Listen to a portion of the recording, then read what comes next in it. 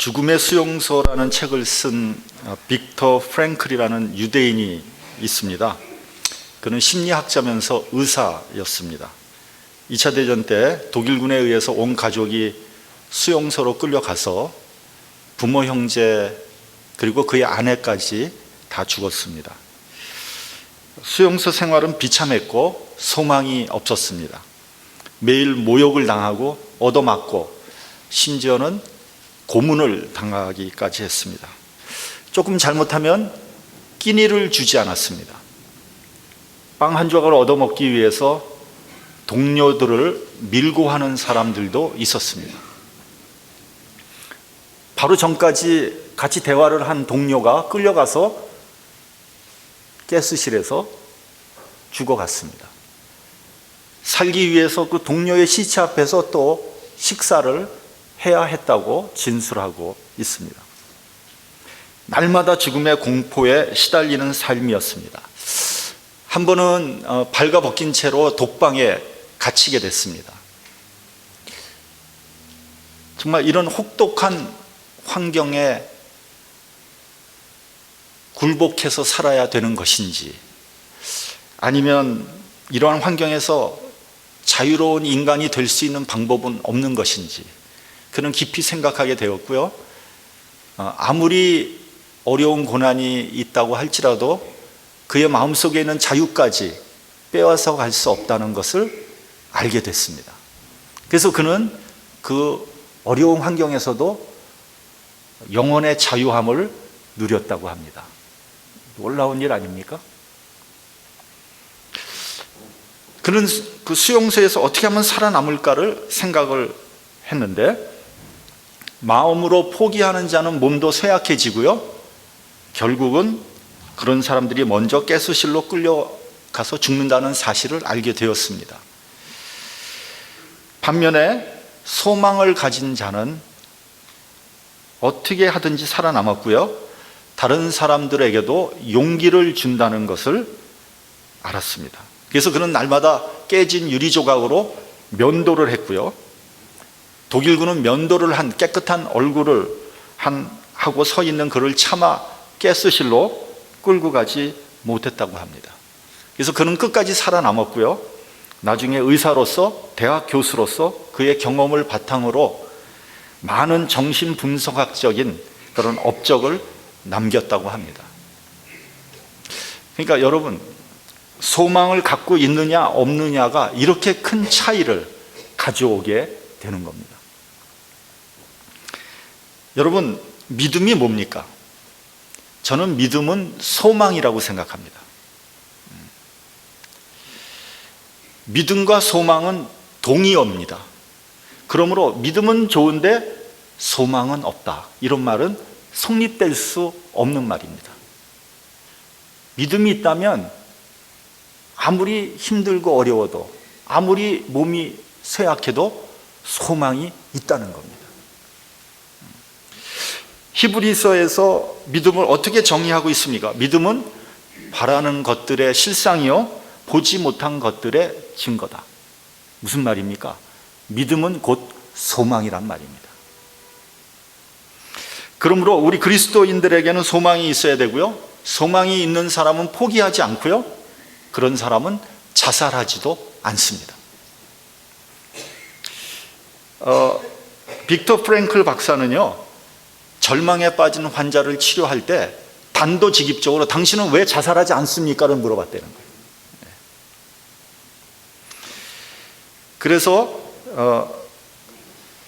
프랭클 박사는 절망에 빠져서 죽음 직전까지 간 환자들에게 삶의 의미와 책임, 그리고 소망을 줌으로써 그가 다시 살 그런 동기를 부여했다는 거예요.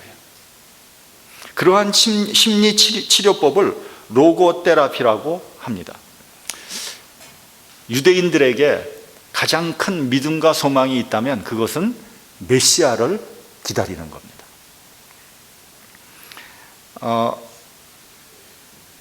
그들에게 메시아를 기다리는 소망을 뺀다면 그들은 정말 쓰러질 것입니다. 근데 유감스럽게도 유대인들은 예수님을 메시아로 믿고 있지 않죠. 그래서 그들은 지금도 메시아를 학수고대하고 있는 것입니다. 이것은 실제로 있었던 일입니다. 어떤 미국인이 유대인 친구가 있었습니다. 근데 이 유대인이 독실한 유대교 신자였어요. 근데 어느 날 그 유대인 친구가 오더니 아주 심각하게 말하더라는 거예요. 우리가 그렇게 기다리던, 그렇게 고대하던 메시아가 드디어 나타났다는 거예요. 그래서 오늘 저녁 자기네 회당에 메시아가 온다는 거예요. 그러면서 같이 가자 그러더래요. 이 미국인한테. 이 미국인은 별로 믿었지 않았지만 이 사람이 하도 진지하고 하도 심각하게 얘기를 하는 바람에 호기심이 발동을 한 거예요. 그래서 이제 가보기로 그렇게 결정을 했습니다. 도대체 어떤 사람이길래 저 친구를 저렇게 들뜨게 만들었나? 그 기대를 가지고 회당으로 갔다고 합니다. 회당에 딱 들어서니까 이미 입추의 여지가 없이 유대인들로 아주 빡빡하게 들어차 있는 거예요. 한 수천 명은 거기서 있는데 막 메시아를 연호하는 열기로 뜨거웠다는 거예요. 마치 예루살렘으로 입성하시는 예수님을 맞듯이 호산나 할렐루야를 외치고 있었다고 합니다. 도대체 어떤 사람이 이렇게 인기가 많을까 궁금해서 입구 쪽을 목을 빼고 바라보고 있는데 놀랍게도 90세가 넘은 노인이 휠체어에 비스듬히 누운 채로 들어오고 있다는 거예요. 앉아있기도 힘겨워 보이는 그 노인이 메시아라는 거예요. 아니, 저런 사람이 메시아라니 어처구니가 없는 일이죠. 근데 그와 상관없이 유대인들은 막 흥분해서 손을 들고 환호하면서 노인을 영접하는 것을 보고 이 미국인은 슬그머니 그 자리를 빠져나왔다고 합니다. 사도행전을 보면요, 베드로와 그 사도들이 예수를 증거하다가 붙잡힙니다. 그래서 산헤드린 공의회에 가서 재판을 받는 장면이 나옵니다. 그 공의회원들이 사도들을 죽이려고 여러 가지를 고소하고 있는데 그때 일어나서 얘기한 사람이 누구냐면 바울의 스승이었던 가말리엘이었습니다. 가말리엘이 이렇게 말을 합니다. 드다라는 자와 갈릴리 유다라는 자가 나타나서 자칭 그리스도라고 했는데 결국 그들 다 망하고 말았습니다. 그러니까 저들도 그냥 내버려 둡시다. 왜냐하면 저들의 사상과 소행이 사람으로부터 났다면 그건 저절로 무너질 것이고, 만일 하나님께로부터 나왔다면 우리가 도리어 하나님을 대적하는 것이 되기 때문입니다. 그래서 사도들이 가까스로 살아나왔습니다. 이런 기록으로 볼 때 역사상 수많은 메시아들이 나타났다는 것을 알 수 있습니다. 물론 자칭 메시아죠. 여러분, 우리나라에도요 자칭 하나님이 20여 명 된다는 통계를 제가 봤습니다. 자칭 하나님이. 그리고 자칭 그리스도는 한 50여 명 된다고 합니다. 마가복음 13장을 보면 그리스도가 여기 있다 혹은 저기 있다고 하여도 믿지 말라고 그렇게 되어 있습니다. 그럼에도 불구하고 유대인들에게 메시아 대망 사상은 무엇보다도 더 중요한 것입니다. 우리가 알다시피 유대인들은 역사적으로 수많은 고난과 핍박을 받았습니다. 모세 시대에는 노예로 살았고요, 바벨론 시대에는 포로 생활을 했고요, 로마로부터 최근까지 무려 2000년이 넘게 그들은 나라가 없이 떠돌아다녔습니다. 그런 고난의 역사 가운데 그들을 버틸 수 있게 해준 것이 두 가지 사상입니다. 첫째는 선민 사상이에요. 오직 유대인들만 하나님의 선택을 받았다는 유일한 민족이라는 그런 선민 사상 가지고 있었습니다. 비록 노예 생활과 포로 생활을 하고 있었지만 그들은 자긍심과 우월의식을 가지고 있었습니다. 그런데 생각해 보십시오. 노예 주제, 포로 주제, 집도 점도 없이 떠돌아다니는 나그네 주제에 무슨 우월의식입니까? 무슨 자긍심입니까? 그게 가당키나 하는 말입니까? 그러니까 더 큰 핍박과 고난을 당한 거예요. 그렇지만 여러분, 아이러니컬하게도 그러한 선민의식이라는 아이덴티티가 오늘날 이스라엘이라는 나라와 유대인이란 우월한 집단을 만든 원동력이 된 것입니다. 둘째로는 메시아 대망 사상입니다. 그들은 항상 메시아가 나타나기를 기대하는 소망을 가지고 있었습니다. 그래서 아무리 어렵고 혹독한 상황이 닥친다고 해도 고난을 극복할 수 있는 힘과 능력이 거기서부터 나온 겁니다. 바야흐로 지금 미국이나 한국이나 선거의 계절입니다. 미국은 민주당 대통령 후보로는 힐러리가 확정적이죠. 근데 공화당은 아직도 안개 속입니다. 트럼프가 가장 높은 지지율을 유지하고 있죠. 공화당원의 한 40% 정도가 지지를 하고 있다고 합니다. 반면에 2위는 수시로 바뀌고 있어요. 트럼프는 시종일관 공격적이고 자극적인 막말을 쏟아내고 있습니다. 이민자들에 대한 증오 발언도 거침없이 하고 있습니다. 얼마 전에는 이슬람을 믿는 사람들은 전부 다 입국시키지 말아야 된다고 발언함으로써 미국은 물론 온통 전 세계를 발칵 뒤집어 놨죠. 도대체 생각이 없이 하는 말인지 아니면 치밀하게 계산된 발언인지 잘 모르겠어요.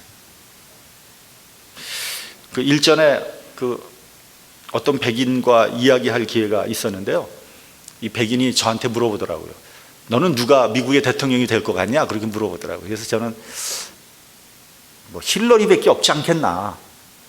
그렇지 않냐? 그렇게 물어봤더니 얘가 하는 말이 에이, 자긴 트럼프가 됐으면 좋겠다는 거예요. 그래서 제가 아니, 그렇게 막말을 하는 트럼프가 미국의 대통령이 될 자격이 있느냐? 그랬더니 그 백인이 뭐라 그러는지 아세요? 자기가 보기에는 다 맞는 말이라는 거예요. 예. 그러니까 여러분, 그 백인들은 어떤 생각을 가지고 있냐면 우리 이민자들 때문에 자기들이 일자리가 뺏기고 손해보고 있다는 생각을 가지고 있는 것 같아요. 그런데 여러분, 이민자가 없으면 지금 미국이 지탱할 수가 없다는 것을 그들은 모르고 있는 거예요. 여러분, 지금 어렵고 힘들고 지저분한 일도 누가 다 합니까? 이민자들이 다 하잖아요. 뿐만 아니라 이민자들의 고급 인력들, 미국에서 공부한 정말 석박사 학위를 딴 고급 인력들이 미국에 남아서 얼마나 많이 기여를 하고 있습니까?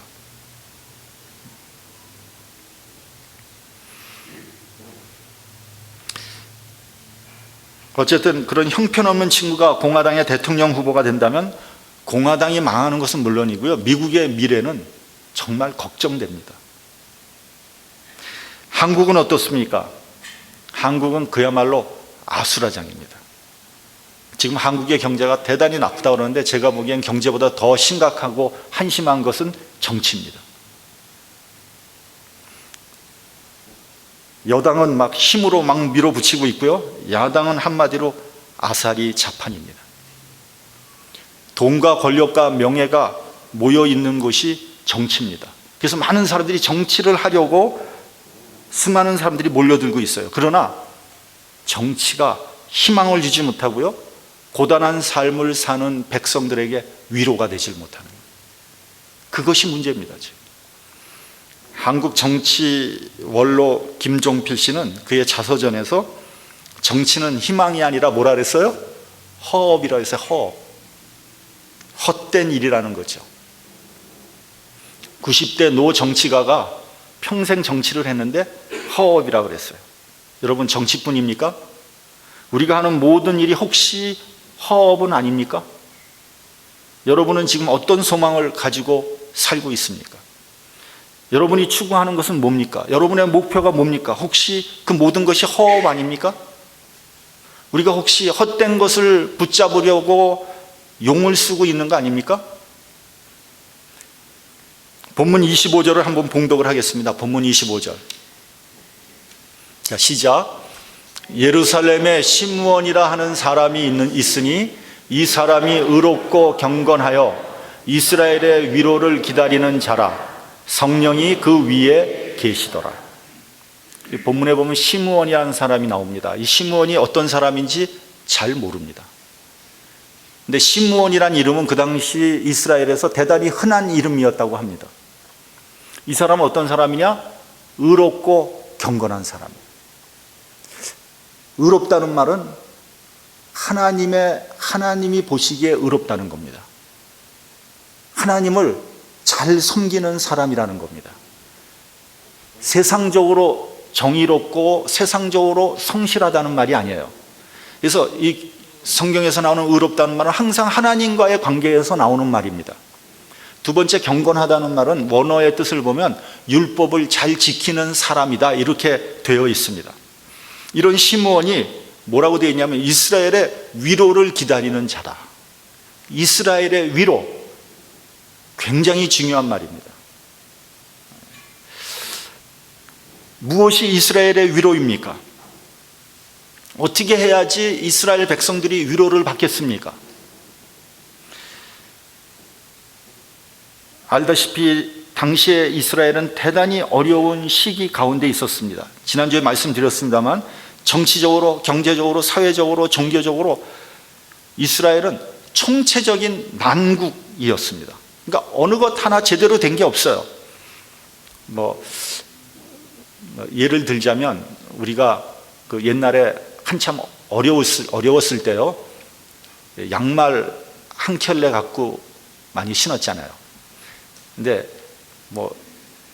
저도 옛날에 양말 앞이 뚫어지면 발가락 나오잖아요. 그거 꼬매면 또 뒤가 또 뚫어져요. 그럼 뒤를 또 이렇게 꼬매면 옆이 뜯어져. 그래서 나중에는 너덜너덜해서 도저히 쓸 수가 없을 때 내다 버리잖아요. 이스라엘이 마치 그와 같은 상태였다. 어디 한 군데 쓸만한 것이 한 군데도 없어요. 그런 상태에서 어떻게 해야지 위로를 받겠습니까? 뭐를 해줘야지 위로가 되겠습니까?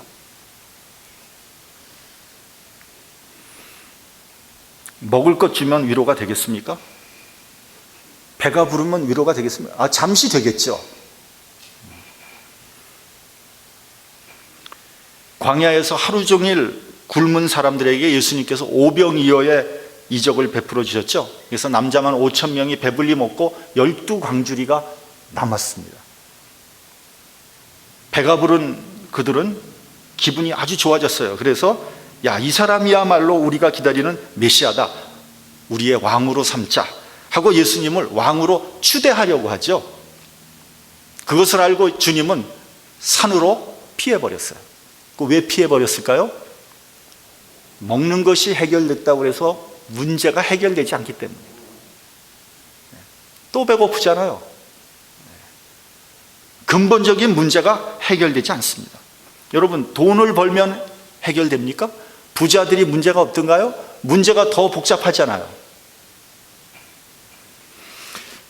당시 이스라엘 사람들의 소망은 뭐냐면요, 로마로부터의 독립이었습니다. 독립할 수만 있다면 이 지긋지긋한 노예 생활이 끝나고 하나님이 다스리는 나라가 이루어질 것이다. 그러면 정말 위로를 받을 수 있을 거라고 생각을 했습니다. 그런 생각은요, 제자들도 대부분 했던 것 같아요. 그래서 예수님의 수제자 요한과 야고보는 예수님의 나라가 세워지면 자기가 좌의정하고 우의정하겠다고 한 거 아닙니까? 사도행전 1장을 보면요, 예수님께서 부활하시고 난 다음에 제자들이 모여있는 곳에 나타나셨습니다. 그러니까 십자가에서 끔찍하게 돌아가신 예수님이 나타나신 거예요. 얼마나 놀랄 만한 일입니까? 그리고 그 자리에 모든 제자들이 같이 모여있어요. 그러니까 그 분위기는 이루 말할 수 없는 거예요. 완전히 다 업됐죠. 그러니까 그 중에 제자 중에 한 사람이 이렇게 말을 합니다. 주님, 이스라엘을 회복하실 때가 이때입니까? 지금이 결정적인 때 아닙니까? 이제 이스라엘 독립해야죠. 이제 주님의 나라를 세워야죠. 그랬더니 주님께서 이렇게 대답을 하십니다. 사도행전 1장 7절 8절 때와 기한은 아버지께서 자기의 권한에 두셨으니 너희 알 바 아니요 오직 성령이 너희에게 임하시면 너희가 권능을 받고 예루살렘과 온 유다와 사마리아와 땅끝까지 이르러 내 증인이 될 것이다. 아니, 이게 무슨 생뚱맞은 이야기입니까? 아니 지금 이스라엘이 독립하는 때가 지금입니까? 그러니까 너희는 증인이 되라 그랬단 말이죠.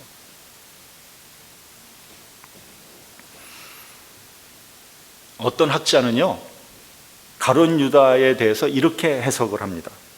가룟 유다는 틀림없이 예수님께서 이스라엘을 로마로부터 해방시켜 줄 사람으로 봤다는 거예요.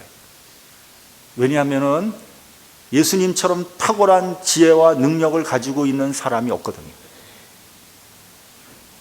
그런 능력을 가지고 있는 분이 결단하지 못하고 차일피일 미루면서 자꾸만 나약한 말씀을 하니까 가룟 유다는 결심을 한 겁니다. 차라리 내가 당국에 고발함으로써 예수님으로 하여금 당신의 사역을 할 수 있도록 강권한 거다. 그런데 예상은 빗나가고 뜻밖의 예수님이 십자가에서 돌아가시게 되니까 받았던 돈을 내팽개치고 목매어 죽었다는 겁니다. 전적으로 동의하지는 않지만 상당히 일리 있는 해석이라고 생각합니다. 여러분, 우리가 어떻게 해야지 위로를 받을 수 있습니까? 여러분, 우리가 이 세상을 살아가는데 어떻게 하면은 정말 위로받겠습니까? 제가 예전에요, 이북이 고향인 어떤 어르신을 만난 적이 있습니다. 상당히 오래된 얘기예요. 이분의 평생 소원이 뭐냐면 돌아가시기 전에 고향을 한번 방문하는 거예요. 그때만 해도 이북을 방문하기 굉장히 어려웠어요. 그때가 1990년도 정도 됐으니까. 이분의 소원이 뭐냐면 고향에 가서 부모님 산소에 성묘하고 혹시 고향에 피부치가 남아있으면 좀 만나보고 싶은 그런 소원을 가지고 있었어요. 그럼 원이 없겠다 그랬어요. 근데 그래서 LA에 계신 분인데 정말 돈 많이 써서 정말 어렵게 북한 방문했어요, 이분이. 근데 북한 방문 마치고 돌아오시고 이 어르신이 하는 말이 뭐냐면 다시는 북한에 가지 않겠다는 거예요. 다시는. 그러니까 위로를 받을 줄 알고 갔는데 위로는커녕 상처만 받고 왔다는 거예요. 여러분, 우리가 어떻게 해야지 위로를 받을 수 있겠습니까? 의식주가 해결된다고 위로받겠습니까? 출세를 하고 명예를 얻으면 위로가 되겠습니까? 그래서 요즘 가장 유행하는 단어가 뭐냐면요, 힐링이라는 단어입니다. 힐링. 또 어디 가도 힐링이야. 교회에서도 힐링, TV를 봐도 힐링, 어디 무슨 모임에 가면 힐링. 그러니까 이것은 무슨 말이냐면 모든 사람이 위로받기 원한다는 거예요. 그 위로가 어디 있나 그것 쫓아다니는 거예요. 그런데 위로 받았습니까? 힐링하는 프로그램 가서 여러분 힐링이 됐습니까? 아마 일시적인 위로를 받거나 값싼 위로를 받을지는 몰라도 진정한 위로 받지 못합니다.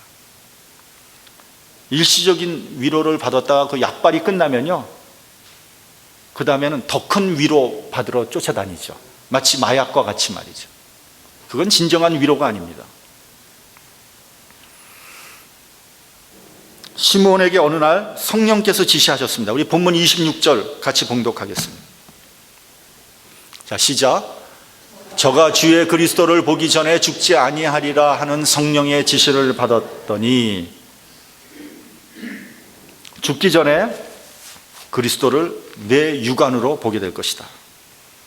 그러니 어떻게 하겠어요? 시므온은 그때부터 그리스도를 보기만 기다리고 있었습니다.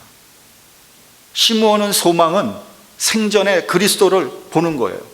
그러면 여러분, 그리스도를 보는 것이 왜 진정한 위로가 되겠습니까?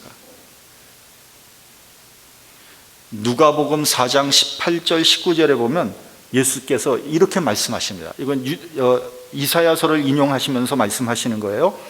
주의 성령이 내게 임하셨으니 이는 가난한 자에게 복음을 전하게 하시려고 내게 기름을 부으시고 나를 보내사, 여기서부터 중요합니다, 포로된 자에게 자유를, 눈먼 자에게 다시 보게 함을 전파하며 눌린 자를 자유케 하며 주의 은혜의 해를 전파하게 하려 하십니다. 여러분, 예수를 정말 내가 마음으로 영접하게 되면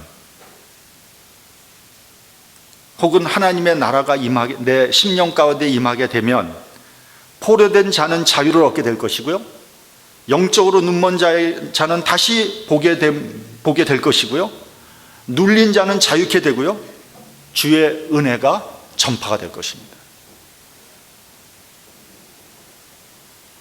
누구나 예수님을 인격적으로 영접하게 되면 진정한 영적인 자유를 경험하게 되고 참 위로를 받게 된다는 겁니다. 그래서 하나님께 감사하며 영광을 돌리는 거 아니겠습니까? 그래서 우리들이 이렇게 모여서 하나님께 예배 드리는 거 아니겠습니까? 시므온은 이미 늙었습니다. 머리가 하얗게 새고 허리는 굽었습니다. 그러나 그는 메시아를 기다리는 소망을 한 번도 잊지 않았습니다. 그런데 어느 날 허름한 차림에 부부가 갓난아기를 안고 성전으로 들어왔습니다. 오늘 본문을 보면 그렇게 되어 있습니다.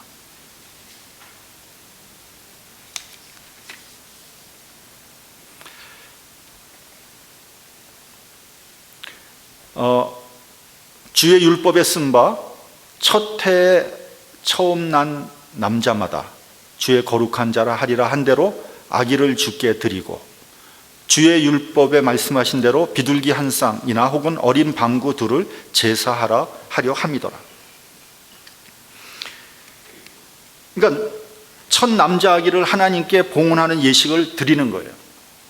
그 첫 남자 아기를 봉헌하는 예식을 드릴 때 가난한 사람들도요, 깨끗하고 순결한 양 한 마리를 바치는 게 보통이었습니다. 근데 그것을 바칠 수 없는 극빈한 사람들이 있잖아요. 그런 사람들은 여기서 보면 방구라고 돼 있잖아요. 어린 비둘기 2마리를 바치는 거로 대체했습니다. 그 정도로 요셉과 마리아는 가난한 사람이었어요. 시므온이 그 누추한 부부가 갓난 아기를 안고 들어오는 것을 보고 성령의 감동을 받은 거예요. 그 가난한 부부의 아기가 바로 메시아였던 겁니다. 시므온은 감격했습니다. 성경에 나오지 않았지만 아마 눈물을 흘렸을 거예요. 그래서 아기를 안고 하나님께 찬송합니다. 29절을 보면 뭐라고 되어 있냐면 이제 종을 편안히 놓아주시는도다. 그러면 이게 무슨 말입니까? 시므온이 이제 편안히 죽을 수 있게 되었다, 이런 말입니다. 여러분, 메시아를 만났다 해서 시므온이 회춘한 게 아닙니다. 시므온의 병이 난 게 아닙니다. 시므온이 부자가 되고 영광을 받은 거 아닙니다. 다만 아기 예수를 만났을 뿐입니다. 생전에 메시아를 만난 거예요. 그래서 하나님, 이제 만족합니다. 내 눈으로 구원의 놀라운 역사를 보았습니다. 이제 죽어도 여한이 없다는 겁니다. 이제 진짜 위로를 받았다는 겁니다.